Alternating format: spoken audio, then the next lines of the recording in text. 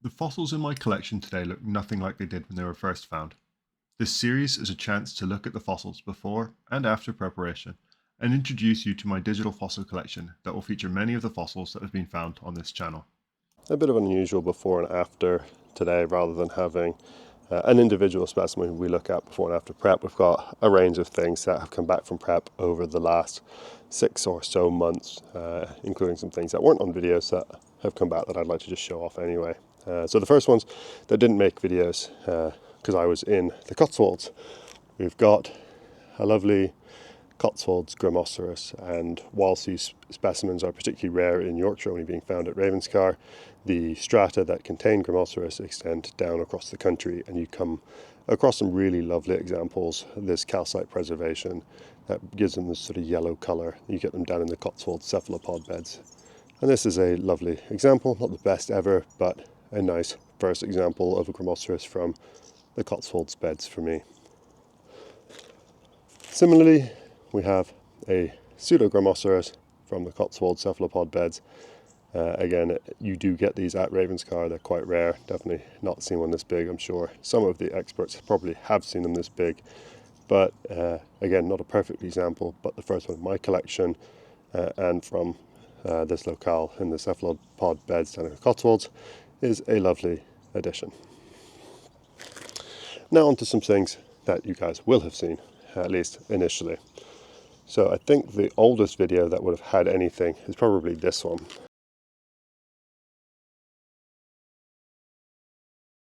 I haven't had a lot of luck finding Ammonites today, but I think I've got another one. This one could be a decent-ish one. Just a bit of keel showing there. Not this thing, I think this is a Belemnite fragmacone, but I think this is an Ammonite. And I'm hopeful that will wrap around underneath to be a good size, because it's been pretty sparse today. And so this one has been fully prepped, and this is a hildoceras from Boggle Hole. It's a beautiful example. So whilst it looks a bit broken, it is a bit broken. This section here, I hit the block, and you might just see there's a couple of cracks that run through it to try and expose it a bit better. But whilst it was getting prepped, it turned out that this is actually part of the whorl here that's broken here, so I didn't explode it into as many pieces as I thought I had when I put it back together. But it's got a hildoceras, quite a nice size one. It's like a 4 or 5 inch cross one with another little ammonite. I'm not sure. That looks like it might be something like a little prom like you get down in the South Jurassic Coast, but I could be completely wrong.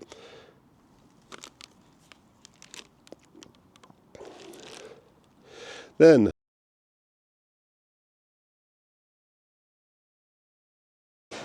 well, that one is very interesting. So that's bone, bone, bone, bone, bone, bone. Interesting circular things which always give me hope that it might be something very exciting. So yeah, an interesting little bone block again. Having some good luck for them down here at the minute. In terms of age of finds, this one's probably the next oldest one. This one is a bone block that came from Ravenscar. When I first found it, I was hopeful that some of these blocks are not just ribs, that might have been skull material, and sadly it does not look to be the case. This was prepped by Mark Hawkes at Stone Treasures, and so it looks to be just a series of ribs, unfortunately. Although this here is an interesting little bit. It does still give me tooth vibes, but that might just be the very end of the bone. Sadly, not a lot more to it to be able to say anything about it. Then we got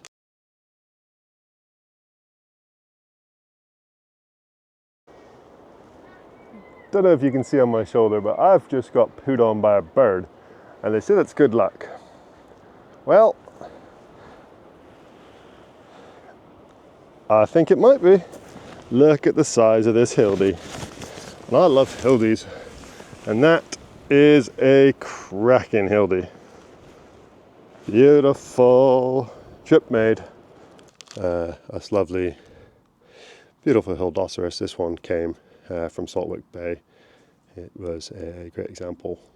Found it on the day I got pooed on by a bird, which, you know, that's always a good good sign how your day is going to go. But a great example. Prepped pretty well. I did most of the prep down to so roughly the middle, but unfortunately it goes a bit wonky and I got stuck trying to figure out how to deal with that heavy pyrite content. So I sent it off to Sean, who did another fabulous bit of work just finishing it off for me. Then let's see what else we've got. Let's have a look at some of these rare things. So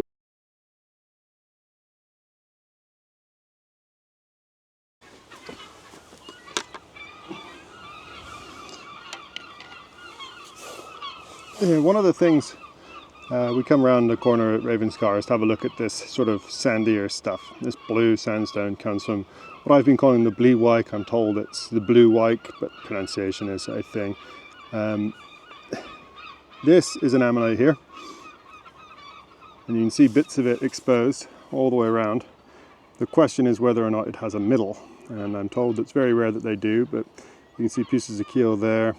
It's here, comes up. There might be another one behind it as well. This block looks not bad as far as they are concerned, but they seldom have a middle. Either way, I will take it back and see, because it's about as good as they get.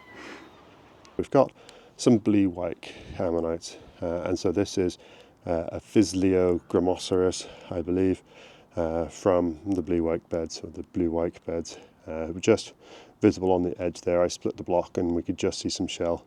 Not a beautiful example, not complete by any stretch of the imagination, but nice. And I still have suspicions that there might be another ammonite just sitting underneath it here, but that will just stay as one of the mysteries, at least for now. I might get that prepped, or might prep it down myself in the future. But a lovely example, fairly complete.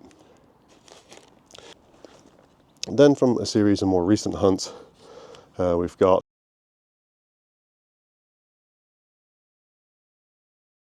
a couple of very ugly ammonites from Matrix that I don't recognise. I made the terrible mistake of tapping it, but when I did, I could see it inside instantly. It's definitely an ammonite, not just a discoloration on it. I think these come from a bit higher up. Same on this one. I won't tap that one either. There's a chance that these might be quite rare. So into the bag they go. Sadly, just a broken chunk. I was hopeful when I found this and another red nodule that these ammonites might be interesting. They could well have been interesting. This might well be part of another Hildoceras. But alas, it's just a whorl, or part of a whorl, and nothing more to it.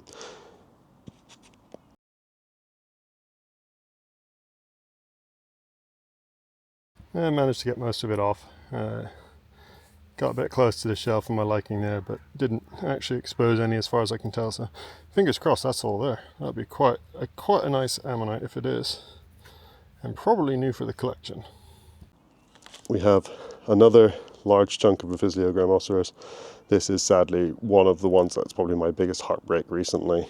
If you look at the section that I saw when I found it, you can see there's a whorl there, part of a whorl there, part of a whorl there, but sadly the middle just doesn't exist.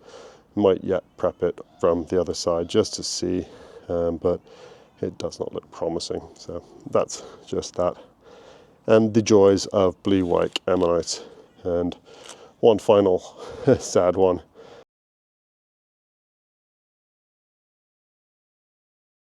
Well, the block looks a bit different now. I've reduced it down a fair bit.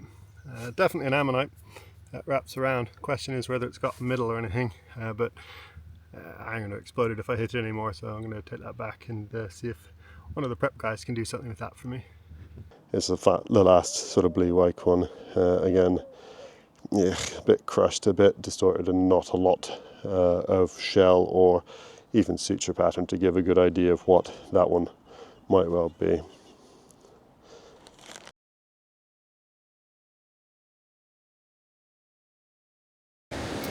Classic shelly block from Ravenscar, so I thought I'd give it a tap. And that there is not a Gramoceras, that's a Pseudo-Lyoceras, probably of the Bobiensis group, as it looks like it's amongst some other shelly things and possibly another Gramo in there. So that'll go back together and into the bag. Found a few multi-blocks of things that I originally thought were Gramos, or in more recent finds I realised they're not Gramos, they're pseudos. So this was one of the pseudo blocks from earlier in the summer. not a huge amount to it. It's got one partial, another one with a nice little shell on it, but not, sadly, a lot more to it. I was hopeful that there'd be more in this one, but alas, there was not.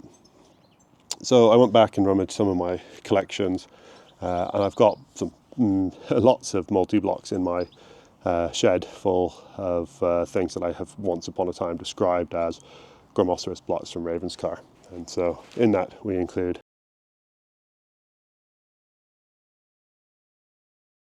I was just getting ready to hit this one because I saw a little sign of an Ammonite there.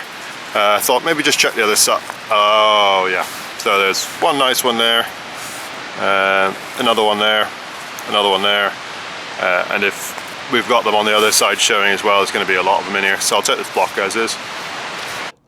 some more lovely blocks that are pseudos, and lots of multi-blocks. And this one, in fact, this individual and the more spectacular block all actually came together. This was one and the same block. I hit it just to see what was in there, what sort of state everything was preserved in, and as you can see, they are some truly beautiful examples of pseudo multi-blocks. So these are all the bulbulence species, only found at Ravenscar. They're from higher up in the sequence, and you do tend to get them in association with other ammonites, or who can get them in association with other ammonites.